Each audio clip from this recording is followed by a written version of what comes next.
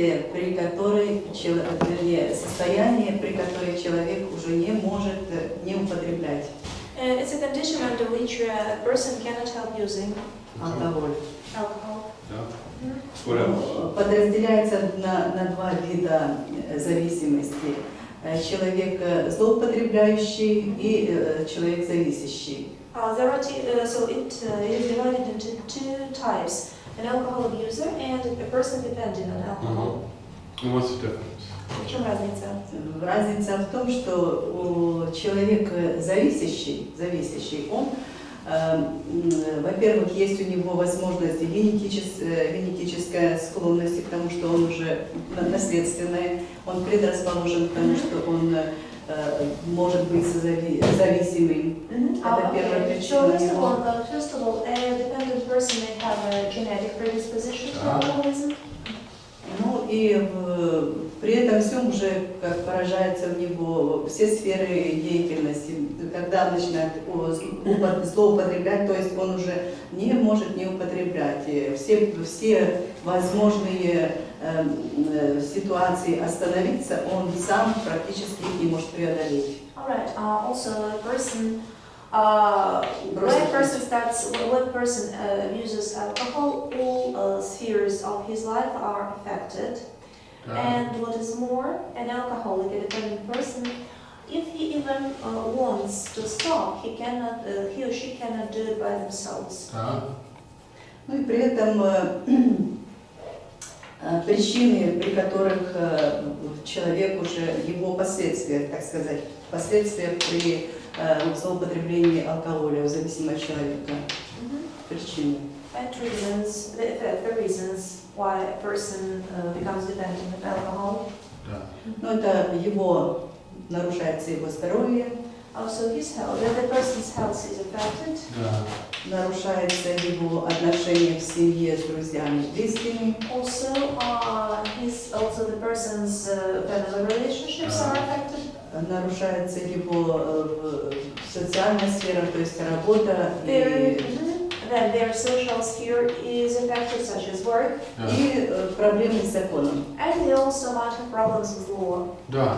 Качество жизни его, то есть финансы. Yes, so their lifestyle is also affected. Now, what we talk about in America is your liver, your lover, your lawyer, and your livelihood. В Америке говорят, что зависимость влияет на 4 L: liver, lawyer, lover, lawyer и livelihood. Liver – это печень, то есть зависимость оказывает влияние на здоровье. Lover – это любящий, то есть зависимость влияет на вашу семейную жизнь, отношения в семье, отношения с любимыми и близкими. Lawyer – это юрист, адвокат. То есть зависимость влияет, да, из-за зависимости у вас возникают проблемы с законом. И livelihood, то есть жизнедеятельность. И таким образом зависимость влияет на вашу работу, на ваше финансовое состояние. So when we're diagnosing an alcoholic, we're looking for certain things to be going wrong in their life, and it's going to affect these things, possibly all of these. Когда мы диагностируем алкоголизм, мы ищем, какие нарушения в этих сферах жизни произошли под влиянием зависимости. And so you'll see there's several ways that we diagnose. It's written in the book, plus we've talked about it on the video, how to diagnose who's an alcoholic, who's alcohol dependent, and who's an alcohol abuser, and what level of treatment they need. И когда мы с вами научимся диагностировать, это все написано в книге, мы с вами будем диагностировать, какой человек является алкоголиком, какой человек зависимый, или человек, который злоупотребляет алкоголем, и какой способ лечения применим к этим людям. Now, another way to look at it is alcohol abuse or alcohol dependence is a fourfold disease. 4 parts. Мы можем сказать, что злоупотребление алкоголем и зависимость от алкоголя – это болезнь, которая состоит из 4 частей. It affects the client physically, psychologically, socially, and spiritually. Это заболевание влияет на человека 4 аспекта его жизни. Это физическое здоровье, психологическое здоровье, на его социальную сферу и на его духовную сферу. Now the program talks a lot about physical, psychological, and spiritual. В программе много говорится о физической, то есть о физическом здоровье, о психологической сфере и о духовной сфере. My sponsor in America, he talks a lot about it's a threefold disease, and I say no, it's a fourfold disease. Мой спонсор в Америке часто говорит, что эта болезнь влияет на 3 аспекта. Я не соглашаюсь, я говорю на 4 аспекта. Even the big book of Alcoholics Anonymous talks about it's a family disease. Даже большая книга анонимных алкоголиков говорит, что это семейное заболевание. So it's a social problem.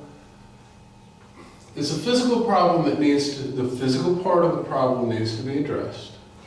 Needs to be healed. Несомненно, нужно лечить все проблемы, связанные с физическим здоровьем человека. The psychological part, it affects them psychologically. That also needs to be healed.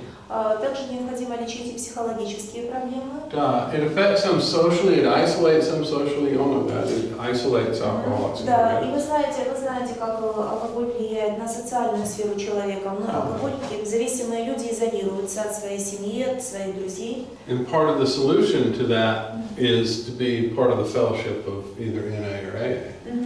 И часть решения этой проблемы – это участие, быть членом группы НА или АА. One second. And then it's got a spiritual component where we're shut off from God or shut off from our higher power, and we need to heal that problem also. И духовный компонент этого заболевания.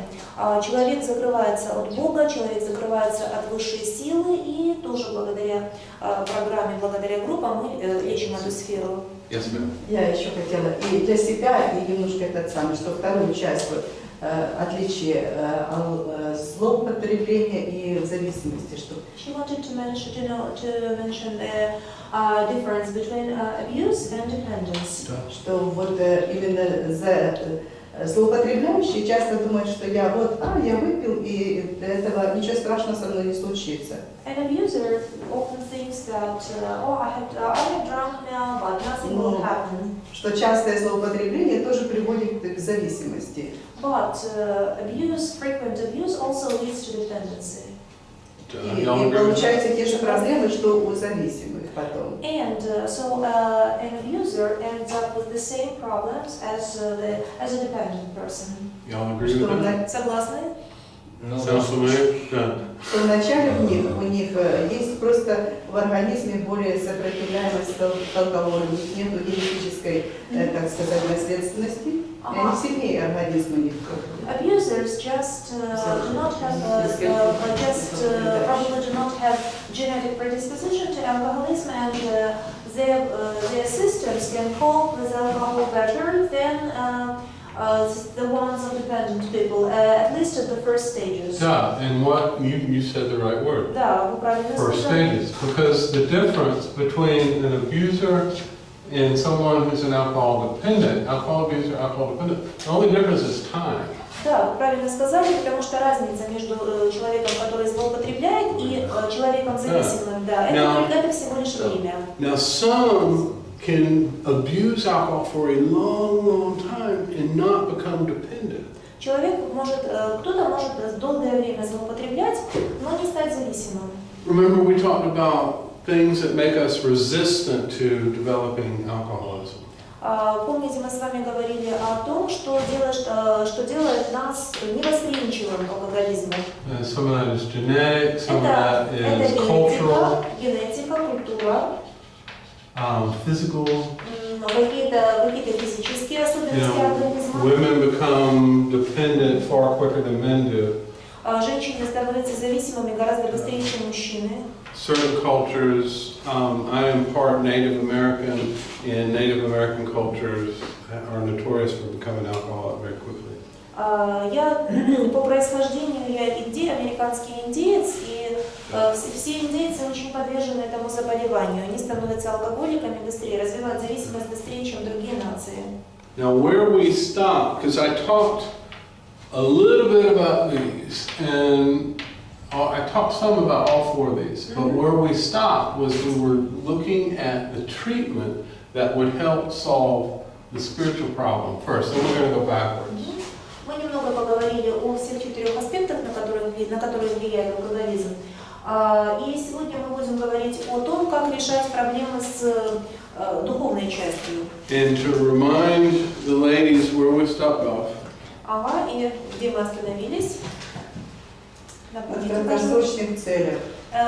We stopped at short-term objectives. Yeah. Now let's read the long-term goals.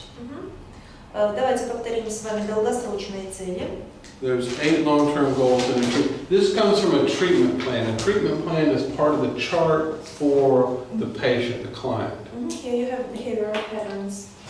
Behavioral patterns. What I want is spiritual. No. You're right. That's the definition. Итак, давайте мы повторим определение. All right. Let me say this before you start reading. What we do is when I have a client come to me for help. Итак, что мы делаем, когда ко мне приходит пациент за помощью? I talk to him for several hours. Мы беседуем несколько часов. To figure out who they are, why they're in my office, what they think their problem is, what I think their problem is. Чтобы выяснить, кто они, почему они пришли ко мне, какая проблема по их мнению и какая проблема по моему мнению. There's several tools that I use to gather that information. И чтобы получить эту информацию, я использую несколько инструментов. And I showed these to the ladies yesterday, and I'll show them to you, and we'll talk a lot more about this kind of stuff a little bit later in the course. Да, вчера я показывала это на занятии, я сейчас хочу показать. This is the biopsycho. Да, хочу показать этот вопрос не вам. This. Мы будем говорить, у нас будет отдельная тема, и мы будем говорить об этом более подробно. Now this is what, the first time I get a phone call, this is what needs to be filled out either by me or by whoever's answering the phone. Is often my wife, because people speak Russian in this country. То есть, когда только человек звонит, просит о помощи, это первое, что нужно его спросить, и первое, что нужно заполнить. So либо это делаю я, либо мой переводчик. I get as much information as I can over the phone from the family members before I ever meet the patient. И прежде чем я встречаюсь с пациентом, я стараюсь набрать как можно больше информации по телефону и от родственников пациента. And I want to talk to the family as much as I can before I actually meet the alcoholic. И прежде чем непосредственно встретиться с алкоголиком, я хочу побеседовать с членами его семьи, насколько это возможно. Alcoholics, I'm sure this is no surprise to anyone in this room, but alcoholics are notorious for not being very honest. И я думаю, что ни для кого в этом кабинете это не новость. Алкоголики имеют тенденцию быть не совсем честными. Yeah. So I want to know as much as I can before I meet the person. То есть мне нужно выяснить как можно больше информации, прежде чем я непосредственно встречусь с пациентом. And then there's a series of questions that I ask from that biopsychosocial.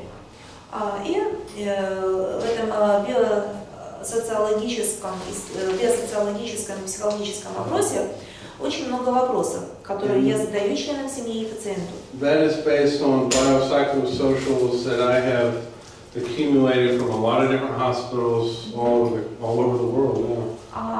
Эти вопросы разработаны на основе материалов, которые я собирал во многих репцентрах в Америке. And we're going to talk about this a lot, but you can't just sit down and start asking a bunch of questions. И мы поговорим об этом еще подробнее, но вы не можете просто сесть и начать задавать вопросы. You kind of have to build a relationship and make sure they trust you and get as much good information as you can, as soon as you can. Сначала нужно выстроить отношения с пациентом и добиться того, чтобы они доверяли, максимально вам доверяли. So from that form, that's like the skeleton, the framework of what I want to know. То есть вот эта форма, это как рамка, это как скелет того, с чем мы будем работать. And from that, I create a treatment plan, which is what we're talking about now.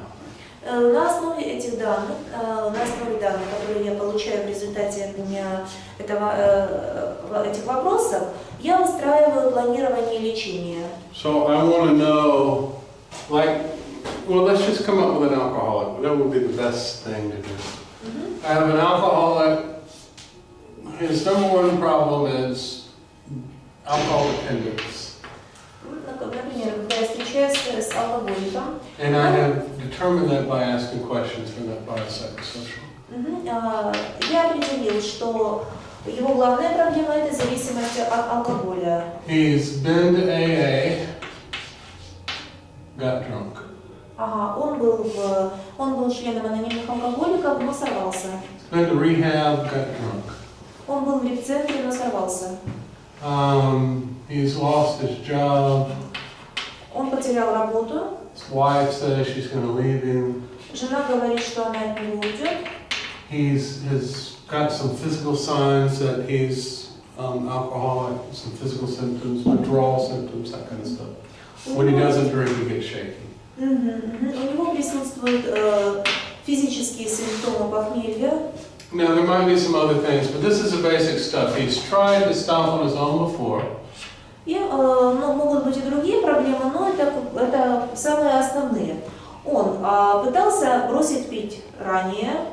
And he's been to treatment before. И он проходил лечение в репцентре. Those things show me that he's motivated.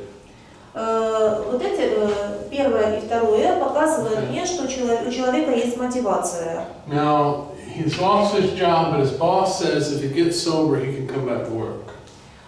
Его уволили, но его начальник сказал, что если алкоголик перестанет пить, станет трезвым, то он возьмет его снова на работу. I'm going to use that. That's my most powerful tool, is the job. Я буду это использовать, потому что работа, перспектива работы – это очень мощный инструмент мотивации. We would all like to believe that the wife would be the most important thing, but she is not. И нам бы хотелось верить, что жена тоже для него очень важный фактор, но часто это не так. If your wife gives you trouble about your drinking or using drugs, you just get another wife. Обычно, если жена не дает пытается не давать человеку пить, у него проблемы с женой из-за выпивки, он просто бросает ее и ищет другую женщину. Да? It's just no-brainer. All right, but withdrawal symptoms scare alcoholics. Но симптомы похмелья иногда пугают алкоголика. Okay, so I know his number one problem is alcohol dependence. Now he's got some other problems. Итак, я знаю, что проблема номер один – это зависимость от алкоголя. У него есть еще ряд других проблем. Family relation, we're going to need to work on that. That's problem number 2. Проблема номер 2 – это семейные отношения, и мы будем работать над этим. And then he's got some physical dependency, so we're going to have to take care of him physically. Кроме этого, у него есть физическая зависимость, поэтому мы позаботимся и о его физическом здоровье. Now, you work in a rehab? Вы работаете в репцентре? No. Duh. All right. Can y'all do a medical detox there? Вы там делаете детоксикацию? Нам уже у нас после детокса проезжают.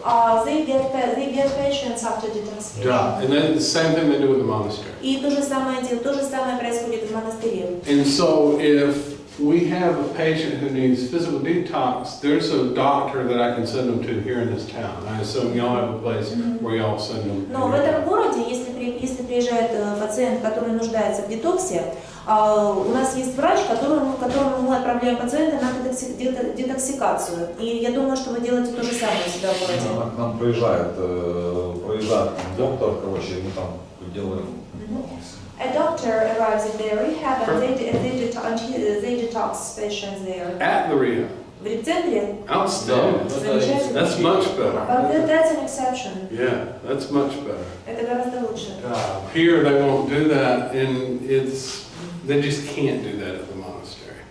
Здесь этим не занимаются, потому что они просто не могут этого делать в монастыре. There's a lot of reasons why, but they can't do that. Ряд причин, почему. All right. Now you have made contact with the alcoholic. You've made contact with a family member already. Итак, вы уже пообщались с алкоголиком, вы уже общались с его семьей. The wife is the one who called, and you got this information from the wife. Позвонила его жена, и мы получили эту информацию от его жены. All right, and so what I'm trying to do, as soon as I talk to the wife, I'm trying to reassure her that yes, people do get sober. И когда я разговариваю с женой, я стараюсь убедить ее в том, что да, люди становятся трезвыми. And even though coding didn't work, and even though the witch doctor didn't work, and the labor farm didn't work, we can help them. И я стараюсь ее убедить в том, что даже если не работало кодирование, не помогли бабки, к которым она возила своего мужа, не помог репцентр там, с трудотерапией, все равно человек может стать трезвым, и я могу ему помочь как консультант. So now I need to be working with my alcoholic. Now we're to the main problem. This is where I started, working with the alcoholic. These two things are going on simultaneously at the same time. But this is the most important problem because this is the one that's going to kill him. Итак, теперь мы работаем с алкоголиком над его главной проблемой. И я делаю вот это вот три вот эти вещи одновременно. То есть зависимость, семья и устранение проблем с физическим здоровьем. Но это наша основная проблема, если мы начнем над ней работать, то это просто убьет алкоголика. And we're going to address that problem physically, that's the detox. И мы подходим к этой проблеме с 4 аспектов. Физически, то есть это детокс. Yeah. We're going to address it psychologically, that's therapy. It's not, you know that when you work in a rehab, you know there's a difference between AA and rehab. Далее, психологический аспект – это терапия. И вы работаете в репцентре, и вы знаете разницу между репцентром, между терапией и между группой АА. Yeah, there's a difference. All right, so we're going to use the steps, definitely. I mean, I'm a big believer in 12 steps. В терапии мы, несомненно, будем использовать 12 шагов, потому что я верю в то, что они помогают. I assume you all use the 12 steps at the rehab. И я так понимаю, что вы тоже используете программу 12 шагов в репцентре. Yeah, конечно. Now there's other things that I do here that make the steps work. И во время терапии я делаю еще кое-что в дополнение к шагам, благодаря чему шаги работают. I mean, why don't we just send everybody, I asked you these questions yesterday, why don't we just send everybody to AA? Я вчера уже задавала этот вопрос. Почему бы нам просто не отправить всех наших алкоголиков в группу? Ага. I asked you this question, neither one of you. Why do people come to treatment and why don't they just go to AA? They call you, you hand them a book, you send them to a meeting. Why not? И я хочу теперь задать вам этот вопрос. Почему люди приходят в репцентр на лечение? Почему они не могут просто прийти в группу анонимных алкоголиков, взять большую книгу, работать по ней, и все будет хорошо? Ну, потому что на первом этапе некоторым надо изоляция, оградиться именно где-то в безопасном месте. Because on the first stage, some people need isolation. They need to be taken away from their surrounding into a safe place. I did. Да, я сделала то же самое. What else? Еще? What else do y'all do that they couldn't get from AA? Что вы еще делаете? Что они не могут взять в группе анонимных алкоголиков? Какая-то подготовка идет, то есть в общих чертах, что такое вообще программа, то есть о программе. We give them general preparation about what the program is like. And I'm sure there's a bunch of other stuff, but it's like... Я уверен, что есть еще много других причин. Здоровье. Health.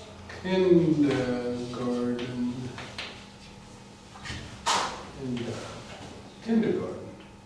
AA kindergarten. So the rehab is an AA kindergarten. The rehab is AA kindergarten. Репцентр – это детский садик для группы, в который человек идет перед тем, как прийти в группу анонимных алкоголиков. Now, some problems, and I know y'all have seen this, some problems come out that don't necessarily have anything to do with alcoholism. И в ходе терапии, я уверен, что вы замечали, что выходят проблемы, которые не касаются непосредственно алкогольной зависимости. I've got a whole section, we're going to talk about crisis management. How to handle crisis in your rehab or in your patient's life. В нашем курсе есть целая тема, посвященная управлению кризисными ситуациями. То есть, что делать, когда в жизни пациента наступает кризис. You know, there's all kinds of stuff. The wife is seeing the neighbor Это having an affair, and her father calls her. Связано с разными проблемами. Например, чья-то жена заводит какие-то отношения, интрижку с соседом, или там, чьи-то родители позвонили. There's all kinds of stuff that's going to happen if you have your patient for any length of time. There's all kinds of stuff that's going to happen. То есть, когда пациент находится в рецентре какое-то время, в его семье, в его жизни может случиться все что угодно. Or they come in for alcoholism and you find out they were sexually abused. Или человек приходит, чтобы лечиться от алкоголизма, и выясняется, что кроме этого у него еще и сексуальная зависимость. Или в жизни человек пережил сексуальное насилие. Or you bring them in for alcoholism and you find out they watched their father kill their mother when they were 6 years old. Или человек приходит лечиться от алкоголизма, и в ходе терапии выясняется, что он был свидетелем сцены убийства, когда ему было 6 лет, и у него на глазах отец убил его мать. Or the one that I like the best. When you get them off of alcohol, they begin to hear voices. Или же еще такая ситуация, человек избавляется от алкоголя и начинает слышать голоса. That's the most interesting one. That's the one, they'll kill themselves if they have a high rate of suicide. Да, такие пациенты часто совершают самоубийство. Now, with the social and the spiritual, there's a lot of ways that these problems present themselves. And we're going to talk about it backwards, like I said. Yes, ma'am. Теперь, что касается социального аспекта и духовного аспекта, эти проблемы у нас проявляются по-разному, очень многими разными способами. Я хотела спросить, вот ситуация, когда голоса слышит человек, и можно еще этот самый, или используют и экзорцистов к этому, если подсоединяют к этому лечению? Well, first of all, the situation when a patient begins to hear voices, are exorcists involved in treatment in this case? Not in the rehab. Не в рецентре. They are at the Catholic rehab, but может быть, в католическом рецентре. That brings up a lot of stuff. I could talk for an hour just about that. Я могу об этом очень долго говорить. And I'd rather continue in the direction that we're going right now. Иногда надо пациенту посетить экзорциста. But maybe sometimes a patient needs to visit an exorcist. When I do something, Я кое-что делаю. I do something when I talk.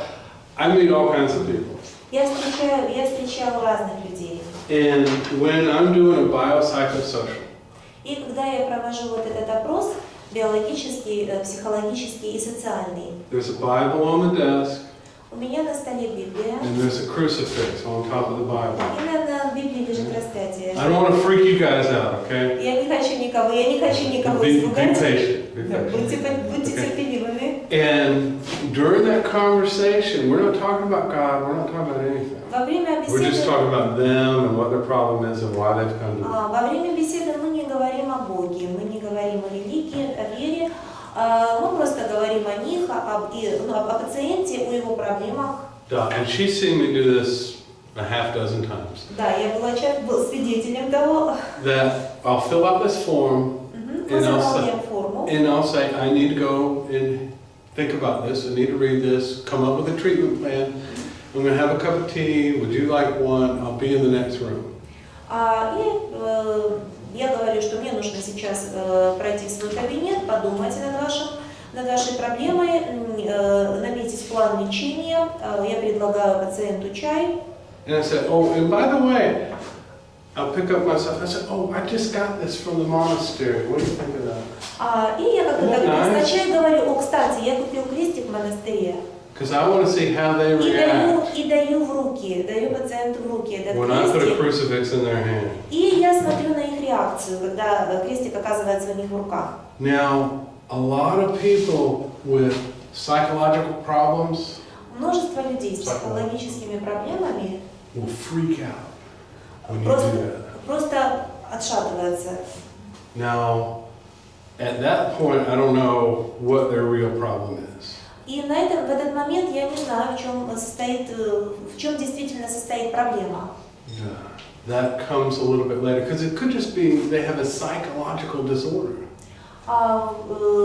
Проблема выявится через некоторое время, потому что может быть, что у человека просто проблемы с психикой. And I need to know now.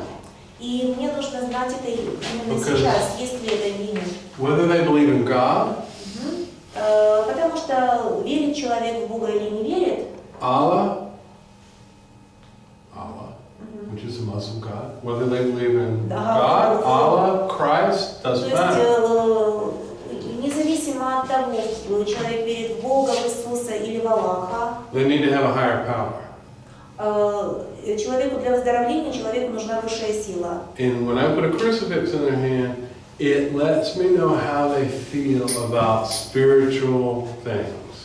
И когда я вкладываю распятие в руки, мне это позволяет узнать их чувства, и что они думают по поводу духовного аспекта, духовных вещей. Now, I've never had anybody not take the crucifix from my hand. Never happened. Еще такого не случалось, чтобы кто-то просто не взял это распятие в руки. But I have had a lot of patients with a lot of problems with God. Но у меня было множество пациентов, которые имели проблемы с Богом. I had a lot of problems with God. И у меня в свое время тоже были проблемы с Богом. And God had not done me any favors.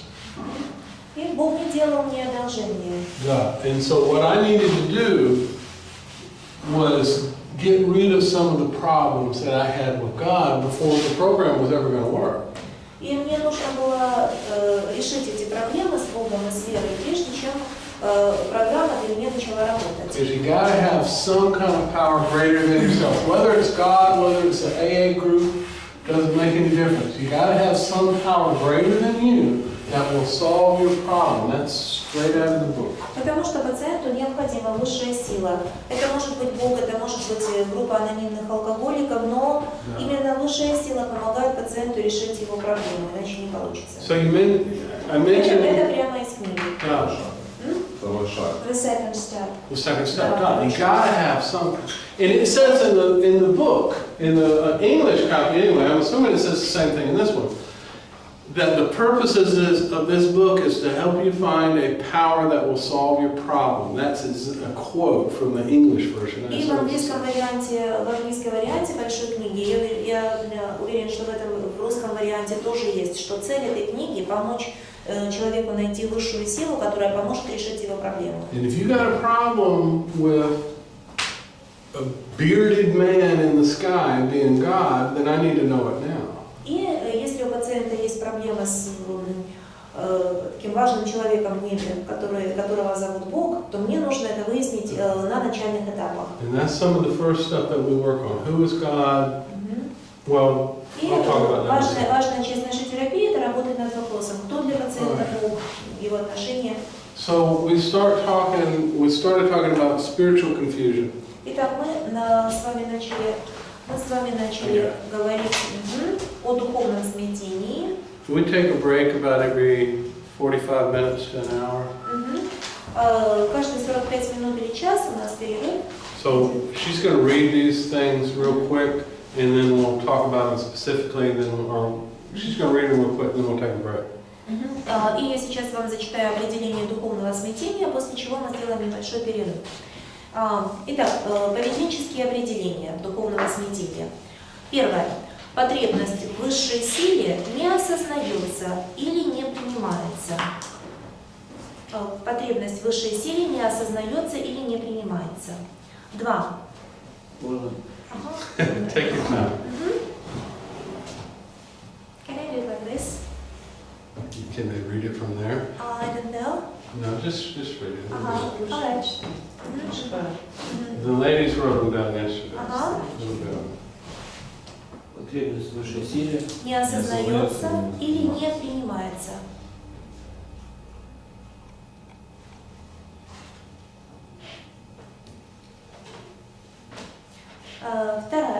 Второе. Страх что Бог зол, приводит к отчуждению от высшей силы. Страх того, что Бог зол, приводит к отчуждению от высшей силы.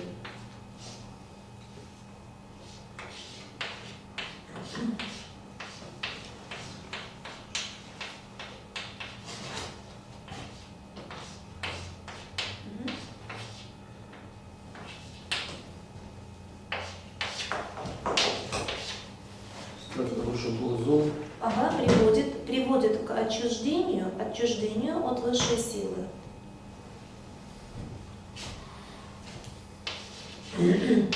Третье. Гнев на Бога приводит к отвержению любой религиозной системы или личного духовного развития. Гнев на Бога приводит к отвержению любой религиозной системы или личного духовного развития.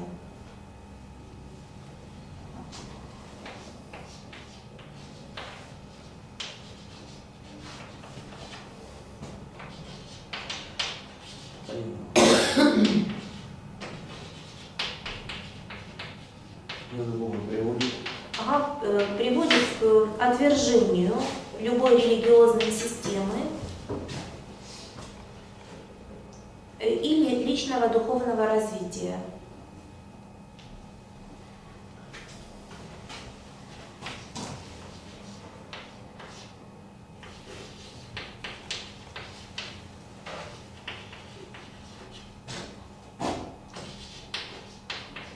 Системы или... Личного духовного развития.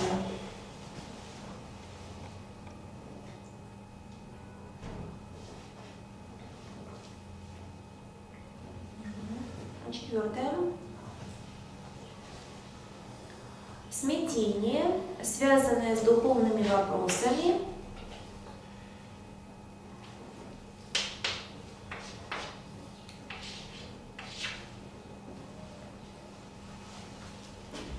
приводит к негативному отношению к выздоровлению.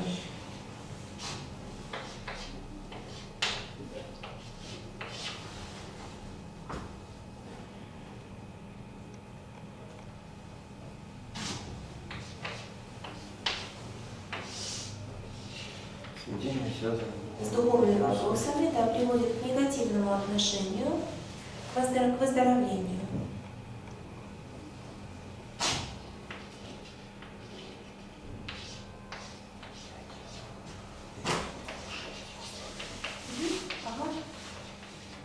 Негативному отношению к выздоровлению.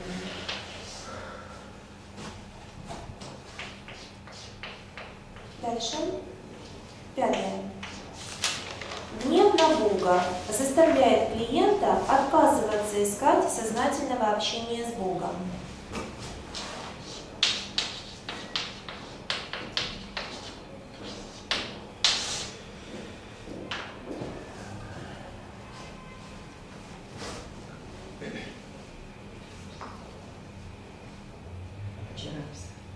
Отказ от общения. Да. Гнев на Бога заставляет клиента отказываться искать сознательного общения с Богом. Дальше. Шестое. Можно? Ага. Четвертое или пятое? Угу. Гнев на Бога заставляет клиента отказываться искать сознательного общения с Богом.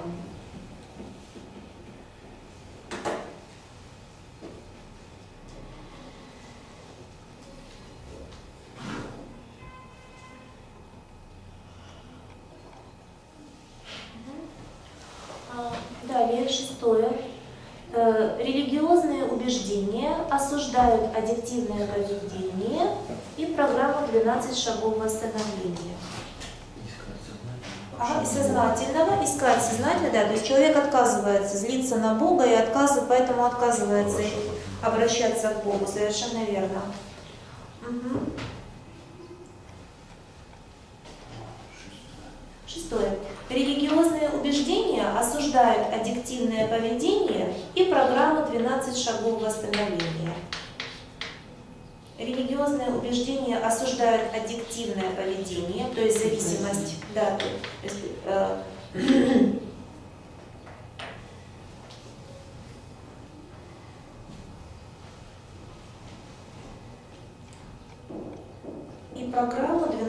шагов восстановления. Ага, аддиктивное поведение, то есть осуждают зависимость. Религиозные убеждения осуждают зависимое поведение.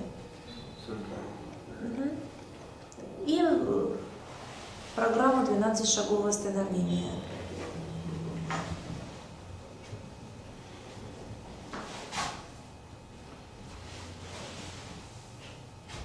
What number? 7. Ага, 7. Активное участие в религиозной системе, которая не поддерживает программу 12 шагов восстановления. Активное участие. Да, в религиозной системе, которая не поддерживает программу 12 шагов восстановления.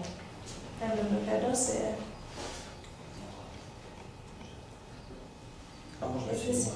Ага, Oh, yeah, yeah. 7. Oh, that's Активное. common.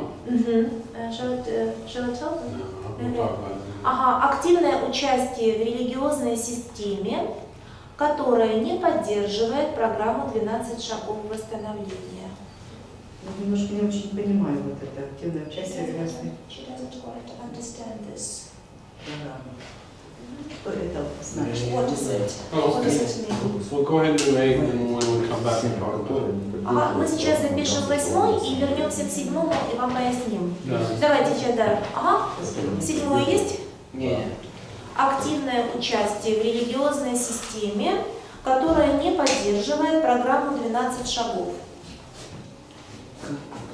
Которое не поддерживает. Старайся сокращенно писать. Полное слово.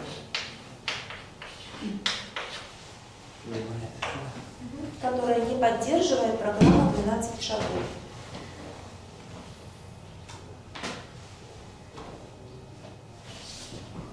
И 8. Духовные убеждения отрицают существование высшей силы.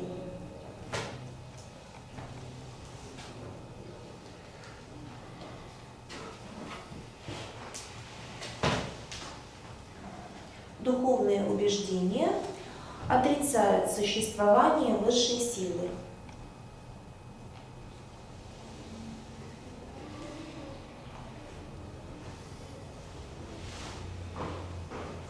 Good? Yeah, we're finishing number 8. Okay. Ага.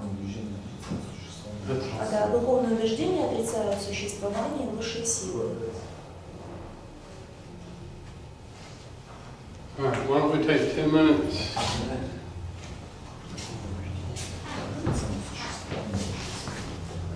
Take a break. Чи предлагает сделать перерыв?